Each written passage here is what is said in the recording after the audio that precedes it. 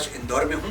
आज का दिन बहुत खास है, बहुत विशेष है, क्योंकि आज राजमाता अहिल्याबाई होलकर का जन्म दिवस है, जिसे मध्य प्रदेश सरकार इंदौर के गौरव दिवस के रूप में मना रही है। मैं तैयार हूँ राजमाता के चरणों में अपने शब्द पुष्प अर्पित करने के लिए। अब सीधे वेन्यू पे मिलेंगे। सी यू देयर।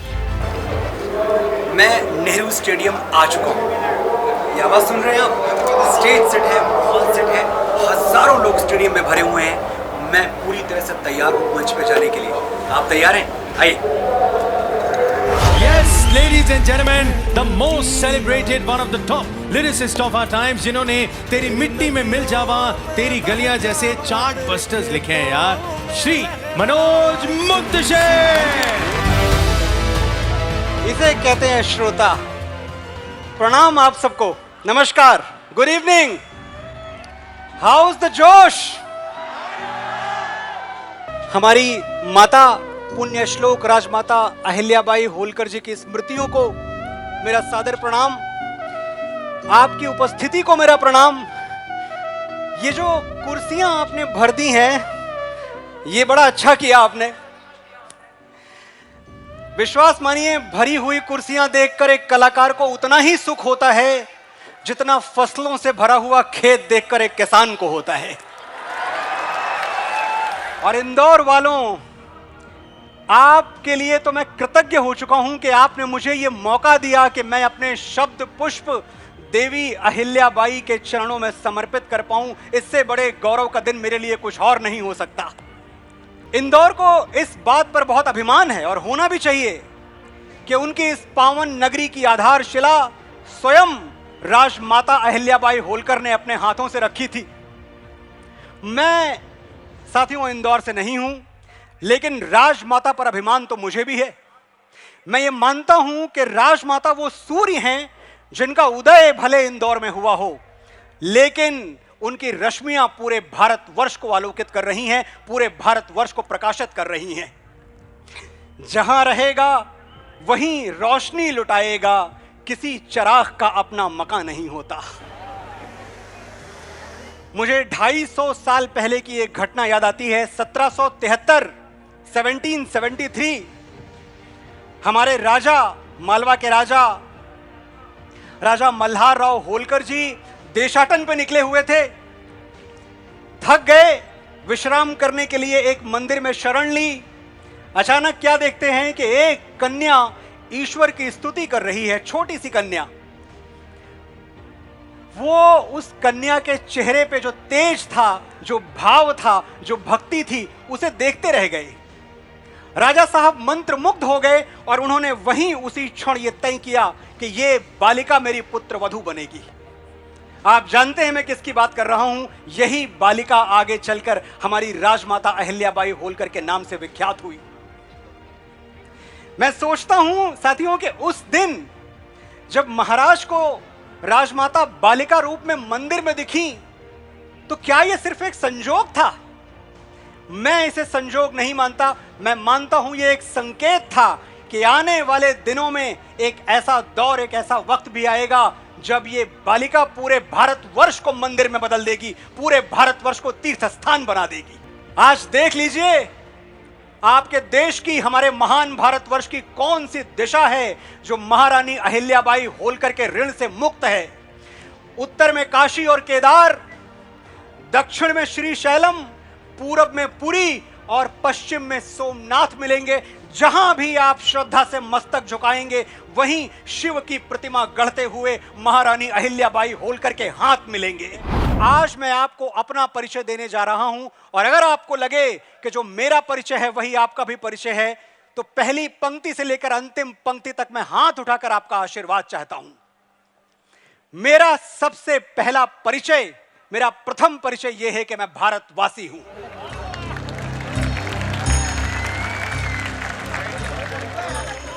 मैं उस भारत से आता हूं जिसके होंठों पे गंगा और हाथों में तिरंगा है। मैं उस भारत से आता हूं जो कभी सत्यम शिवम सुंदरम, कभी वंदे मातरम और कभी पंजाब सिंध गुजरात मराठा द्राविड़ उत्कल बंगा है। मैं उस भारत से आता हूं जिसके कण कण में भगवान हैं और पग पग पर मां अहिल्या के बनवाए हुए तीर्थ स्थान हैं। मेरा भारत कर्मण्येवाधिकार रस्ते गाता है, तीनों लोकों का स्वामी होके माखन चुराता है और महाअवतार होके मां के हाथों मार खाता है।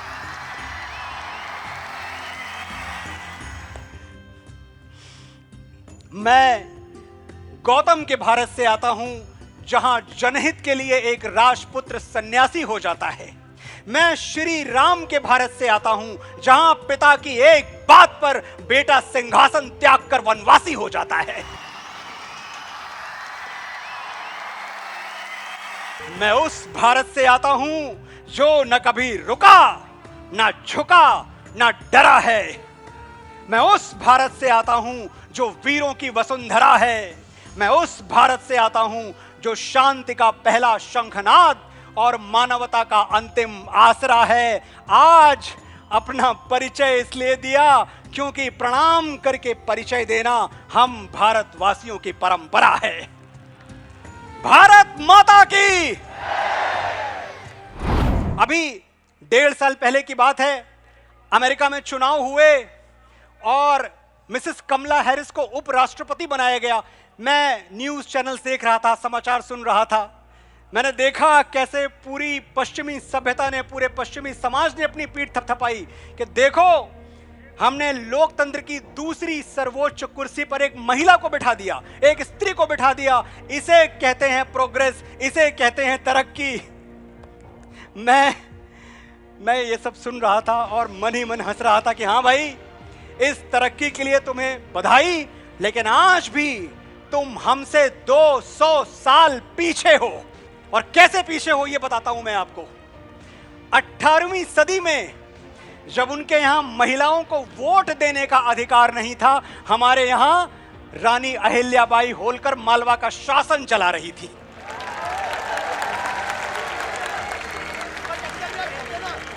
आज इंदौर की धरती से मैं अपना सबसे प्रिय संवाद बाहुबली का राजमाता के चरणों में समर्पित करता हूं। ये मेरा वचन है और मेरा वचन ही मेरा शासन है।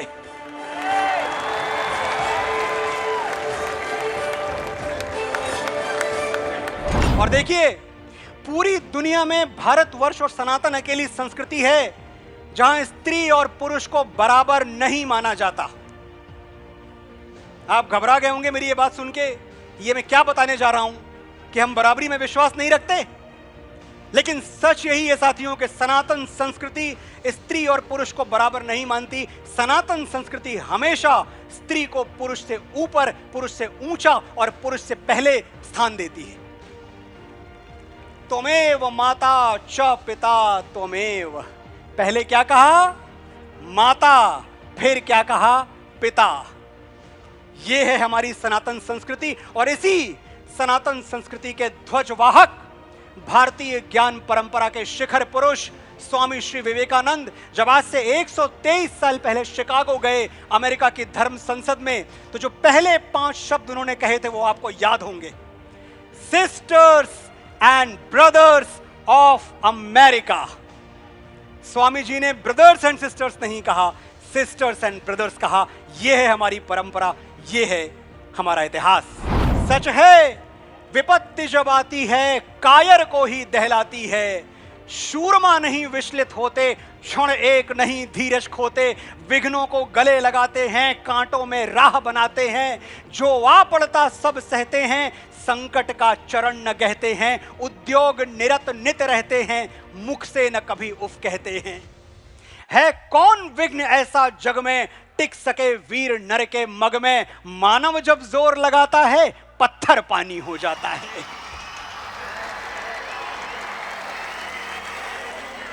साथियों, मेरी मां के बराबर कोई नहीं। मैं मानता हूं कि दुनिया में कोई रिश्ता छोटा या बड़ा नहीं होता, लेकिन मेरी मां के बराबर कोई और खड़ा नहीं होता। मैंने मोहब्बत की तमाम किताबें पढ़ के देख ली, पहले पन्ने पर मां का ही नाम लिखा था, वो मुझ पे तब से जान देती है जब मैं प्रेगनेंसी स्ट्रिप पर सिर्फ एक लकीर बन के दिखा था। हिसाब लगा के देख लो, दुनिया के हर रिश्ते में कुछ अधूरा आधा निकलेगा। एक मां का प्यार है जो दूसरों से 9 महीने ज्यादा निकलेगा। जो हर वक्त आसपास रहे वो अक्सर नजर नहीं आता। मां के साथ भी यही होता है। पता नहीं कब घर के किसी कोने में खो जाती है, वो इतना दिखती है कि दिखना बंद हो जाती है। तुमने आखिरी बार उसे आंख भर के कब देखा था? कब उसकी साड़ी या सूट की तारीफ की? कब उसकी चूड़ियों का रंग नोटिस किया? कब उसकी नेल पॉलिश पर अपनी राय दी? आखिरी बार कब कहा था, मां जच रही हो, बहुत प्यारी लग रही हो? तुम्हें क्या लगता है, उसे सिर्फ तुम्हारा कमरा सजाना और तुम्हारा स्वेटर बुनना अच्छा लगता है? मां भी कभी लड़की थी दोस्त, और हर लड़की की तरह उसे भी तारीफ सुनना अच्छा लगता है।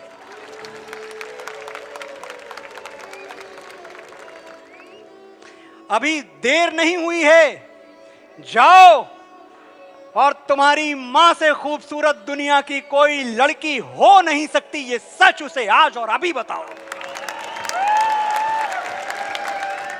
बहुत बहुत मसरूफ हो तुम, समझता हूं। घर, दफ्तर, कारोबार और सबसे फुर्सत मिली तो दोस्त यार। जिंदगी पहियों पर भागती है। ठहर के ये सोचना मुश्किल है कि मां आज भी तुम्हारे इंतजार में जागती है। सुनो, आज 2 घड़ी बैठो उसके साथ, छेड़ो कोई पुराना किस्सा, पूछो कैसे हुई थी पापा से पहली मुलाकात। जो करना है आज करो, कल सूरज सिर पे पिघलेगा तो याद करोगे कि मां से घना कोई दरख्त नहीं था। इस पछतावे के साथ कैसे जियोगे कि वो तुमसे बात करना चाहती थी और तुम्हारे पास वक्त नहीं था। हमारे देश में जब पिता की बात आती है तो साहित्य शांत हो जाता है, सिनेमा चुप हो जाता है, कोई बात ही नहीं करता। हम उस इंसान की बात नहीं करते जो मुश्किल के दिनों में हमारी फर्स्ट लाइन ऑफ डिफेंस है और खुशियों के दिनों में हमारा पहला एटीएम, हमारी पहली बैंक। मेरे बाबूजी जैसा आलीशान और कौन होगा जो कुर्ते की फटी हुई जेब में हाथ डाल के बोले, मेरे बेटे को जो चाहिए मिलेगा। उससे बड़ा धनवान और कौन होगा।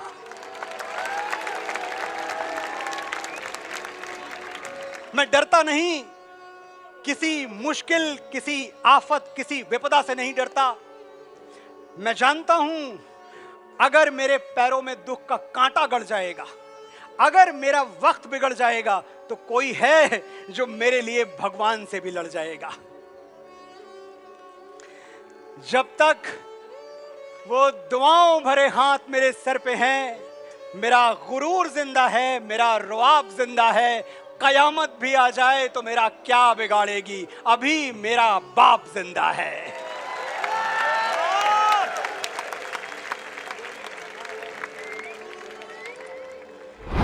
जब भी हमें किसी ने झुकाने की कोशिश की है, किसी नादिरो चंगेज ने, हमने उसकी आंखों में आंखें डाल के कह दिया है कि तेरी हैवानियत की है तो बस औकात इतनी है, बहाकर बेगुनाहों का लहू इतराना आता है।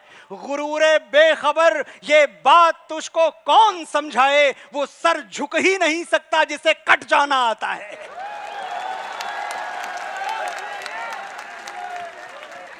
याद कीजिए हमारे महाराणा प्रताप ने क्या कहा था, विश्वास मुझे निजवाणी का है राजपूत कुल प्राणी का, वो झुक सकता है वीर नहीं यदि दूध पिया छत्राणी का। जो मालवा प्रांत अपनी स्वतंत्रता के लिए कटिबद्ध रहा है, वहां चलते चलते मैं अपने फौजियों को नमन करके ना जाऊं, ये कैसे हो सकता है।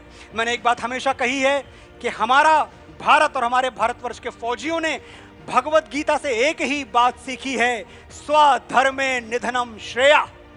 अपने धर्म के लिए, राष्ट्र धर्म के लिए मर मिटने से बड़ा श्रेयस्कर और कुछ नहीं है।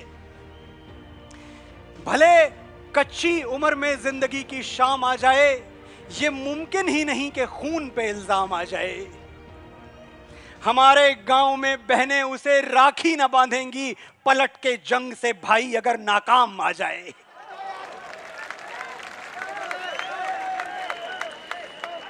बलिदान की यही भावना थी जिसने मेरी साधारण सी लेखनी से वो गीत लिखवा लिया जो इस देश का सिपाही वंदे मातरम और जनगण मन के बाद अपने होठों पे लिए फिरता है। आप जानते हैं मैं किस गीत की बात कर रहा हूं। तलवारों पे सर वार दिए, अंगारों में जिस्म जलाया है, तब जाके कहीं हमने सर पे ये केसरी रंग सजाया है।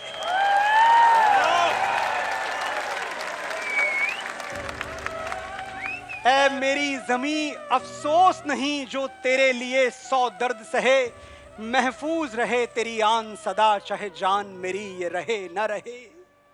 ऐ मेरी जमी महबूब मेरी नस नस में तेरा इश्क बहे, फीका न पड़े कभी रंग तेरा जिस्मों से निकल के खून कहे। तेरी मिट्टी में मिल जावा, गुल बन के मैं खिल जावा, इतनी सी है दिल की आरज़ू, तेरी नदियों में बह जावा, तेरे खेतों में लहरावा, इतनी सी है दिल की आरज़ू। आपने बड़े धैर्य के साथ मुझे सुना।